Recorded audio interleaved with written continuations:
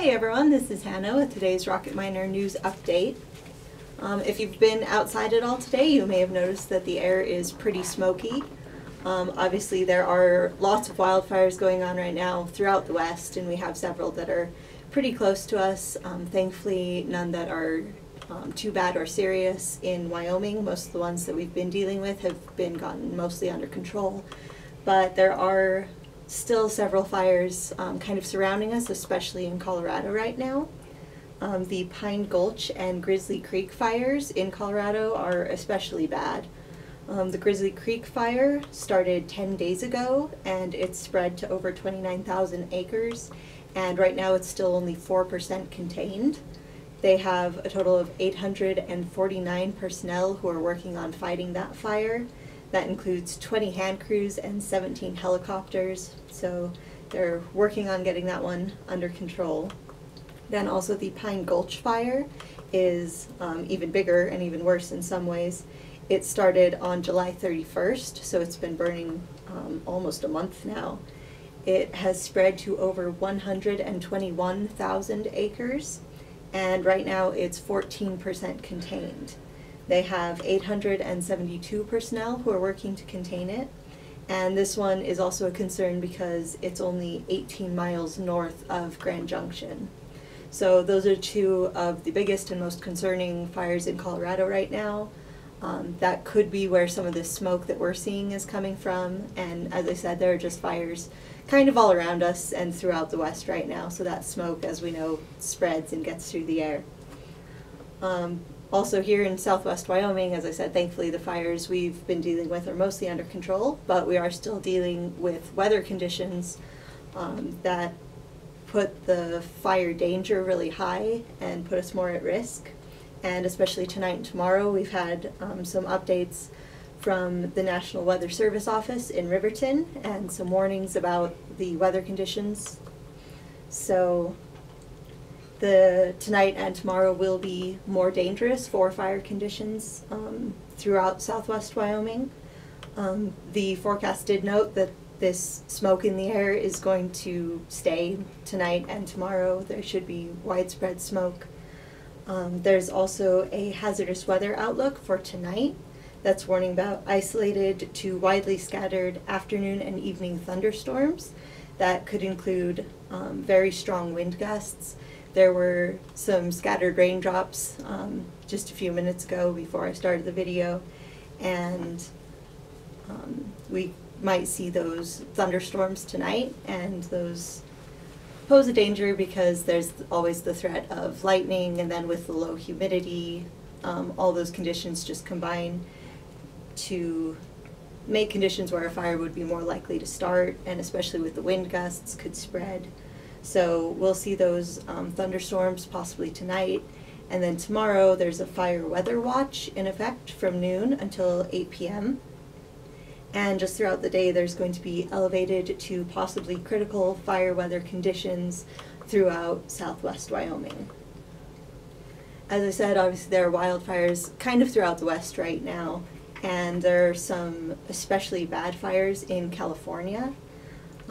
I saw an Associated Press story that was giving an update on some of the California fires right now and how bad they've gotten, especially yesterday. They said that thousands of people were evacuated yesterday in regions surrounding the San Francisco Bay Area as nearly 40 wildfires blazed across the state amid a blistering heat wave now in its second week. They said that smoke is blanketing the city of San Francisco. Police and firefighters were going door to door in the early hours of Wednesday. According to the story, they said in a frantic scramble to warn residents to evacuate as fire encroached on one of the cities that's close to San Francisco and Sacramento. Fire officials said that at least 50 structures were destroyed and 50 were damaged, and 4 people were injured. Thankfully, at least according to this story, it doesn't sound like people have died yet, but obviously people are being evacuated. There is damage to some buildings. So just thinking about all of these wildfires, especially the ones that get close to cities and close to people's homes, Definitely just our concern and our hearts go out to everyone who's close to these fires, especially to the families, people who are being evacuated, people who are losing their properties, their homes, and then also just to all the firefighters and all the emergency personnel who are responding and who are putting their lives on the line and going in there to try to get these fires under control. So from California to here, all of those fires, all those situations, definitely concerned about those, and just want to keep those in mind as we think about what people are going through, and then try to take what precautions we can, like be careful if you're having campfires. Don't have campfires in areas where it's restricted right now, because there are lots of areas where that's restricted.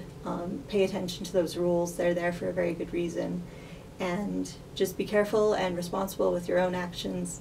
And then, yeah, again, just our concern going out to all the people whose lives are affected by this right now.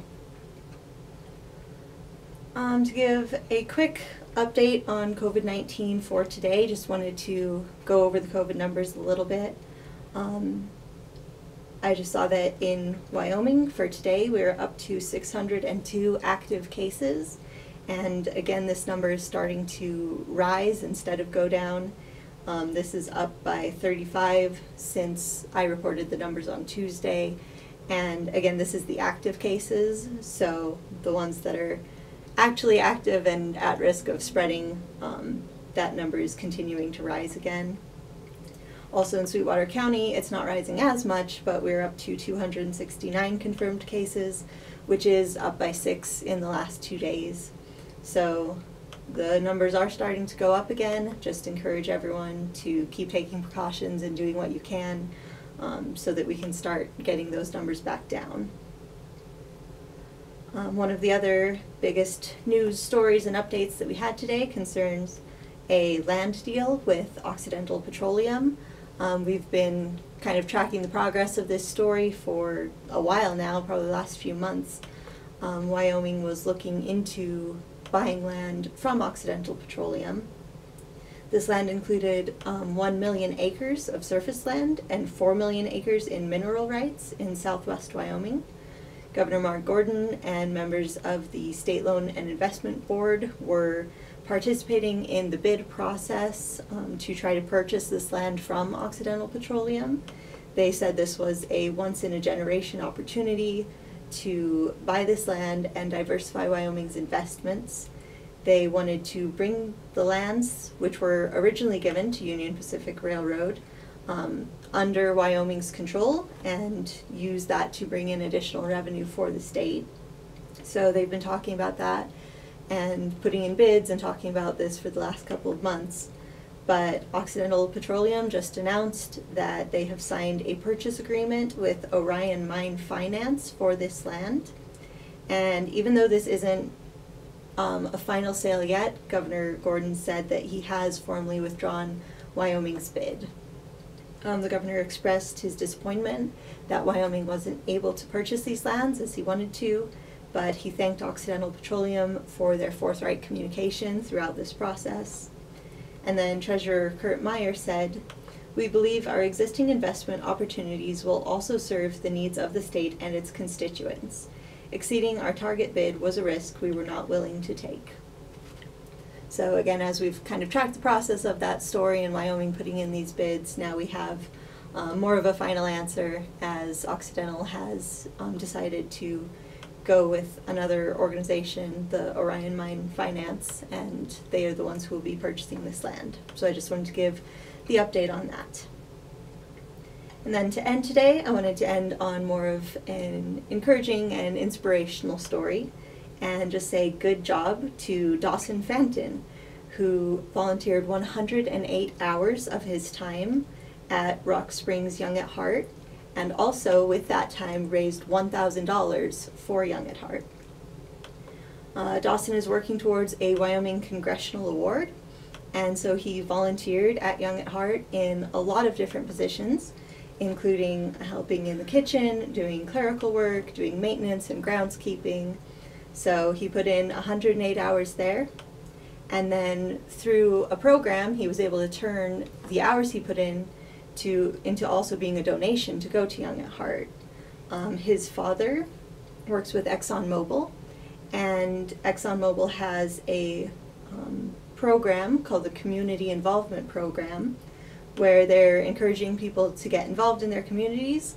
So they donate $500 for every 20 hours that either an ExxonMobil employee or employee's family member volunteers to a community organization. So because he was able to work with this program and he volunteered all those hours, they then donated the money to also go towards Young at Heart. Jamie Laredo, who is the facility secretary for Young at Heart, said, "Dawson is such an inspirational young man. He is highly intelligent, compassionate, and has a great sense of humor. I foresee a very bright future ahead of him." So I just love that story. I thought that was awesome to hear about all of the hard work that Dawson did, and then being able to use this program and just help out and go above and beyond to help Young at Heart. So I was just encouraged by that and wanted to say good job to Dawson, and just think we can follow his example of just finding ways that we can help out and do our part and build up our community. So that's all I have for you today. Thank you for listening, and keep checking with us for more news and updates. Have a good night.